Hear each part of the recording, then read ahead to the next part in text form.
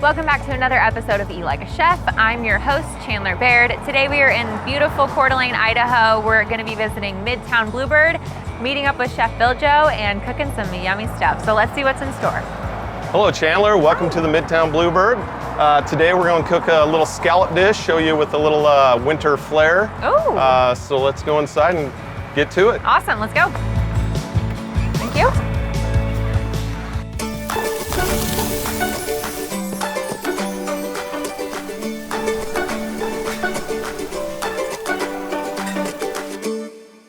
Sponsored by No Lie Brewhouse, 100% family owned, rooted in community. All right, we are back in the kitchen here with Chef Viljo at Midtown Bluebird, and he's going to show us how to make his famous scallops.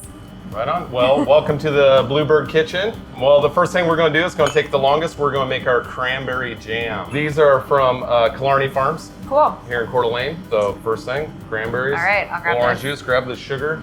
And this is pretty simple. Our pan's already warmed up. So we'll go pretty fast. Cranberries in. Okay. We'll put our orange juice in. Ooh. Definitely bubbly. You can put the sugar in. All right. Right on. And then the next thing, zesting the orange. Super simple. If you have a microplane, that works. You don't have to have a microplane. We always joke if you, Grandma always had the box grater at home. That's the original microplane, you can do that.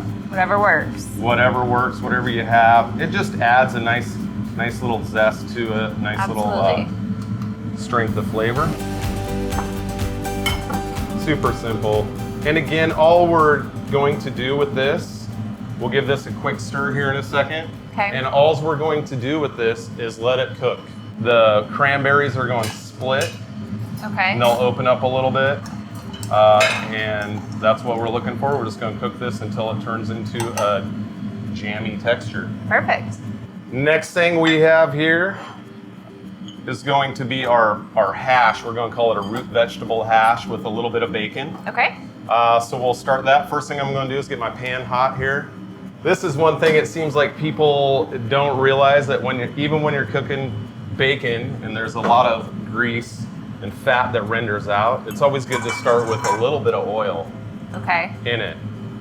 And you don't want to put the bacon in when the pan is really hot, because all the sugar's in there, they'll burn. You'll have burned bacon before everything renders out. Okay. So a little medium-low heat. And so we have our jam going, we have our bacon going. It's going to take our bacon a few minutes to actually render down and crisp up a little bit before we add our other ingredients. So now's when I would like to do the prepping of our scallops and get them ready to go. And I'll show you one, and then I'll have you do the rest. Scallops, super simple. Obviously, you want to start out with great products. You'll notice on some of these scallops here, there's a little connective tissue. Yeah. So all we do is pull that off. That was easy. Right? Some people leave it on. It's just a little tough. bit more tough. Yeah, it looks like it's connective tissue. Okay. So that's it. All right, so we got those going. Come over and check our bacon. So tell me about your background here. How long have you been at Midtown Bluebird? Midtown Bluebird, we're going on 5 years now. Wow. This is our third restaurant that we opened up here in Coeur d'Alene. Okay. We started with Syringa. Then we opened up the Garnet Cafe, which at that time it was right behind Syringa, where Syringa was. Okay. We ended up selling that after a few years. And then we opened this up. And we're going on 5 years now, and then we also own the White Pine. And we moved Syringa, a lot of people know that already. Yeah. And we turned that into a ramen shop. Love it. So we're up there doing ramen. So you're responsible for 3 of the best restaurants in town, I would say. Oh, well, thank you very much. Yeah. Thank you. Yeah, it's a lot of hard work, and we say it all the time. I mean, it's I couldn't do it by myself. Right. We have great employees around us. We have awesome customers that come in and have supported us over the years.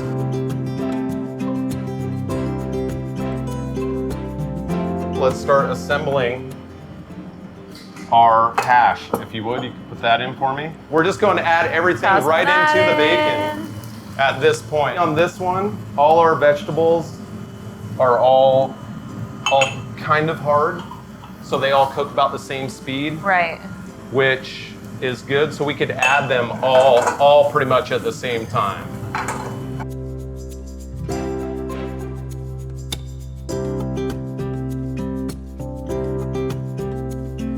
So we're just gonna let this cook down for a little bit.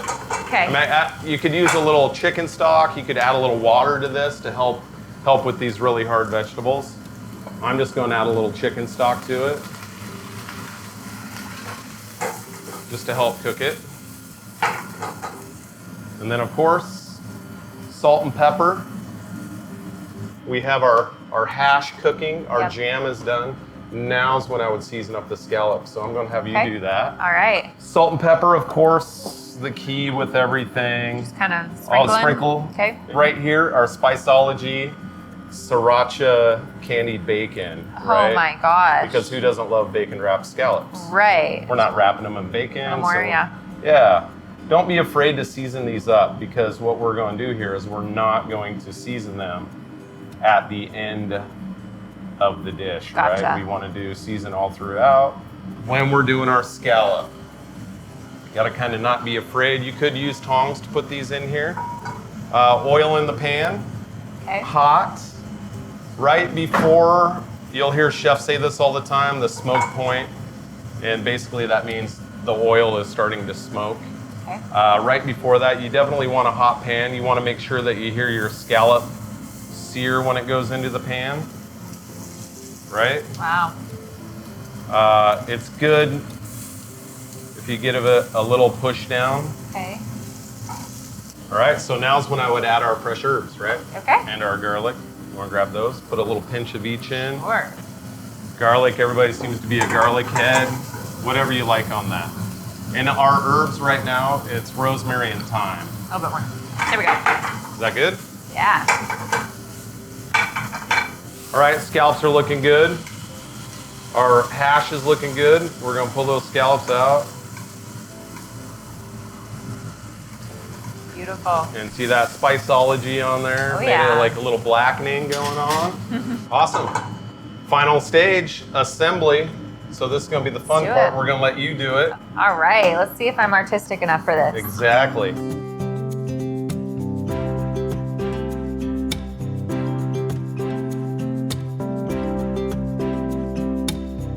So with this, so the great thing about this dish, how about a little green oil? Oh, of course. Right? Good? Yeah. Yeah. It's beautiful. And that's the fun part of it. Thank you so much, Chef. It was great learning from you. Thanks for coming in. Of course, I'll be back, definitely. Join us after the commercial break for another recipe back in the kitchen with me and Adam. All right, I am roaming the streets of downtown Coeur d'Alene on the hunt for Adam. We're here in Midtown Bluebird, and of course, he has disappeared again. So we need to head back to the... I'm right here. Adam, what are you doing in the pool? I just have some stuff to do. I'll be in a minute. Okay.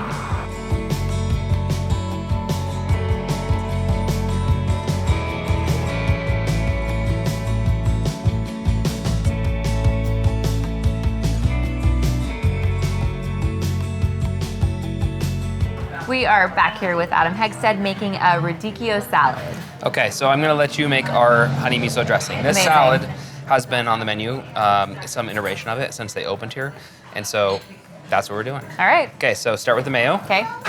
Get it all out of there. Okay. Okay, and then a little bit of miso. Then we're gonna whisk that together. What is miso? So miso is a fermented soy paste, and it has like a little bit of like a salty and sweet flavor to it. Okay. It's like traditionally used for miso, or miso soup, obviously. Yes. Perfect. That you get at like a classic Japanese restaurant. Go ahead Yeah. and whisk that together until it's combined. Okay. And then we'll add like a little bit of the looser stuff because you want to break up that miso and make sure it's not like too chunky. Okay. Okay, so then the honey next. Okay. Whoops. Oh man. There we go. And then just mix those together until they're combined. It takes a little forearm strength there with both those thick stuff in there. Okay, and then we'll just add the vinegar. So if we were to add it like in a different order, then it might not combine as well, and you'll have Gotcha. chunks of miso in there. For sure. And so that's why, and the dressing helps thin it out a little bit as well. So do you typically want to do the most liquid thing last? Yeah. Okay. I know you're just like hating the way I'm doing this, right? No, it's totally fine. Okay. Good enough? So now I have that's perfect. Okay. Okay, You're so like, now our stop. dressing is good. Okay. And now we're gonna warm up our pork belly. So this is a slow cooked pork belly. It's been braised ahead of time. And all we're gonna do is saute because we want it to get a little bit crispy. Okay. Try not to smoke out the restaurant. Yep. Do a little saute technique there. And really all I'm trying to do is crisp it up a tiny bit and then obviously warm it up. Okay. So while that's heating up, we're gonna do a little bit we're gonna add some of our dressing to our radicchio. Perfect. What's radicchio? Is it a little bitter? Yeah, so it's classically an Italian green, and it does have a little bit of bitterness to it. Okay. So I think adding that little bit of honey and like that mayo and like that creaminess adds like a little bit of contrast to it. Perfect. Okay, and then Reggiano cheese. Yum.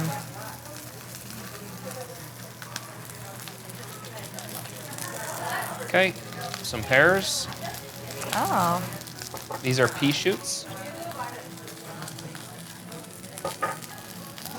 Wow. Little toss here. Dibs on this, everyone. I get this. And then we'll kind of toss this around a little bit first. Okay. I'm gonna add a little bit of that pork belly into that as well. Wow. So we'll add a few pieces of pork belly. Turn off our heat. Amazing. Okay, and then this will go into the bowl. Beautiful. And then I'm gonna add I'm gonna add some of the same garnishes right on top so Okay. that each bite has like a little bit of Totally. everything. I spread those out a little better. That looks incredible. A little bit of Reggiano cheese.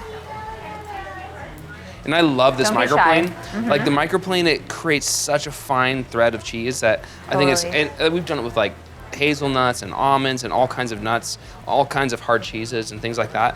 I think it just makes such like a soft, velvety Absolutely. like lightness to it. And then we'll just do the same thing with our pork belly, just kind of scatter that a little bit yeah. around too. I love A that. little bit. And then finish with a tiny bit of black pepper. And our pea shoots, the rest of our pea shoots. Wow. And that's it. Look at that. That Beautiful. looks, yeah, beautiful, amazing. Cannot wait to dig in. Join us after the commercial for more recipes.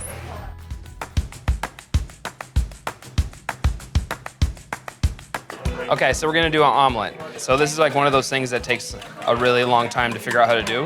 And I'm just whisking up the eggs with a little bit of water. What that does is instead of milk, Yeah. a lot of people use milk. Right. But the water displaces some of the evaporation that happens naturally when you're cooking the omelet. And so I just use a little bit of water. I think Okay. it works just as well. Yeah. And it helps emulsify. Like you have the fat that's in the yellow and the whites that's your water. And really what you're trying to do is combine those two together to make a emulsion. So oil. Okay. And really, I don't want this too hot, but I want it to be able to be hot enough so it doesn't stick. So this is not a non-stick pan. This is a seasoned, they call it French style pan or like a steel pan. And really, this has just been seasoned with oil and salt. And we talked about that in a different episode. Yeah. But being able to season your pan so that stuff doesn't stick without having to have a non-stick pan. It's a little bit warm. Just gonna add the egg. I don't add salt and pepper until I get this a little more cooked. The reason I don't do that is because when I add the salt, it's gonna add more evaporation and it's gonna make the eggs a little tougher. So I'll wait till the very end to add that. Okay, that's a good tip. And then I'm just gonna lift it up on each of the corners and put some of that uncooked egg under the cooked egg. Okay. And that'll enable us to have a nice layer so that we have really the center here doesn't get overcooked. We just have like a layer of fresh egg going each time. Yeah, that's nifty.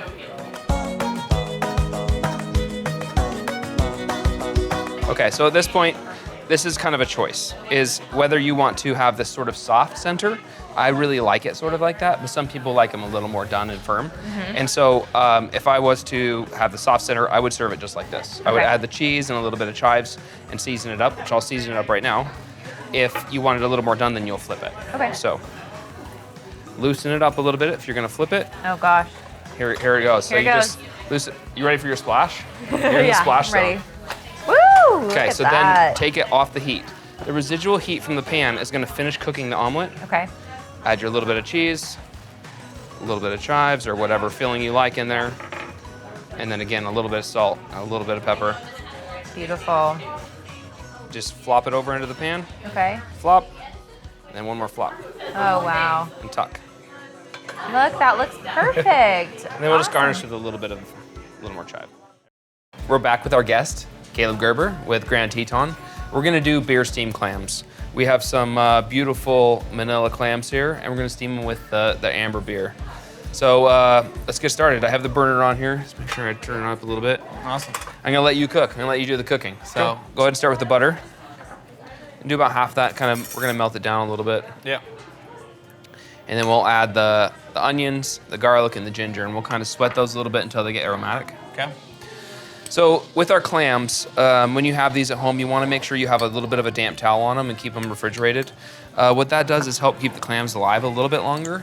Generally, they'll live for about really a week pretty easily after you buy them, but you want to keep them as fresh as possible and make sure that none of them are dying. If they open up at all, you don't want to use those clams either because those will definitely not be healthy for you.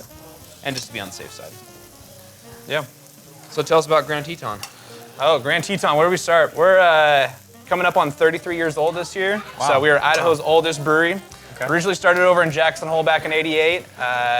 Moved over to the west side of the Tetons in the mid-'90s. Been calling Idaho home ever since. Long history of making rich, delicious ales. We are able to tap into a natural spring source at our brewery. cool. So we Yeah. have some really awesome water quality that just kind of gives our beer kind of a house flavor, if you want to say. I think you can really get that.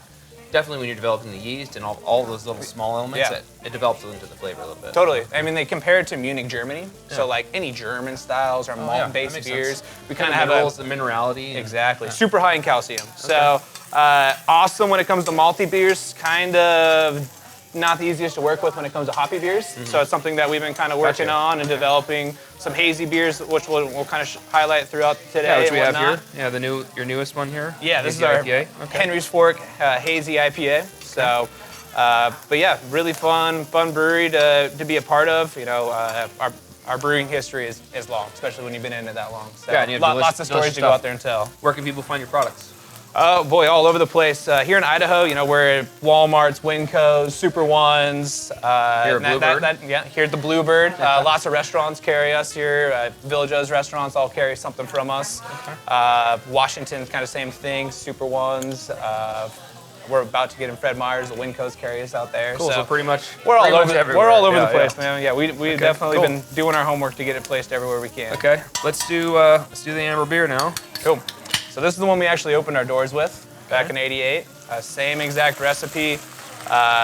Really malty, a little smoke, but this beer is amazing. I love to steam the clams. So could you get like that little bit of brown butter flavor from toasting the onions and stuff like that, and then adding that little bit of sweetness from the amber? Oh, yeah. You know, with that tiny bit of hops, I think adds the acidity and then a little bit of depth of flavor. So we're just gonna bring that up to a simmer, and then I have another pan here to help to cover these guys up. We'll just let them steam for about 5 to 8 minutes until they all pop open. That's how we can kind of tell they're done. With clams, is there like a season for clams where they're like at their peak? Well, Yeah, really, they say that the colder the season, the better the clams. Makes sense. It's kind of chilly outside. It's a good season for that. Okay. But also, they get a little more of a, I don't know, like a seaweedy flavor in the summertime. So it really Gotcha. depends on what you like. Okay. No, that makes sense. And the water's a little bit cleaner, obviously, when it's colder because you have a lot more algae and things that are developing during the summertime. So. No, that makes sense. I'm a huge fan of Well, and these are clams these are local clams. They come from the coast, and so that's kind of nice to have something that's sort of seasonal and local. You know, it fits. Yeah, I'm always a big fan of it. I mean, any of the shellfish dishes that Viljo offers up at any of his establishments are always top notch. So. Well, and like I don't think you need to do that much to it. You can really, you're just adding a little bit of beer and a little bit of garlic, onions, and ginger. It's not that much. Yep. And then we'll finish with a little butter at the end here. I'll Cool. add a little salt, season it up, and we'll let these guys steam. Yummy. You ever been down through the Tetons or Yellowstone National I've been Park to at all? Yellowstone, yeah. Cool. So we actually make beautiful place. It is world class. We make a beer called Old Faithful for the national parks. We're actually in cahoots trying to become official partners with Yellowstone. cool. We also make a Parks IPA where part of the proceeds go back to national park funding. Oh, that's cool. So one of our biggest sales pitches, come see us, but come see the national parks. Like it's really you can kill two birds with one stone.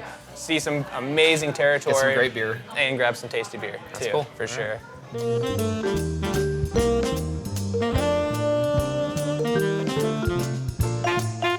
Viljo's really good, obviously. Bluebird, keep incorporating like that Idaho aspect into his restaurants, those themes and whatnot, and tying it all together. And we do a lot with our naming. You know, we make 208. Yeah. We make the Bluebird Pilsner. So it's always kind of a natural fit around here. And I've been lucky enough to do a couple beer dinners here with these guys that have really kind of opened my eyes to just that culinary aspect. And being able to pair it up with the food. It is. It's just such a natural fit, really. And a memorable experience to the people that come and experience Oh, it. yeah, definitely when you're highlighting those two things together. Yeah.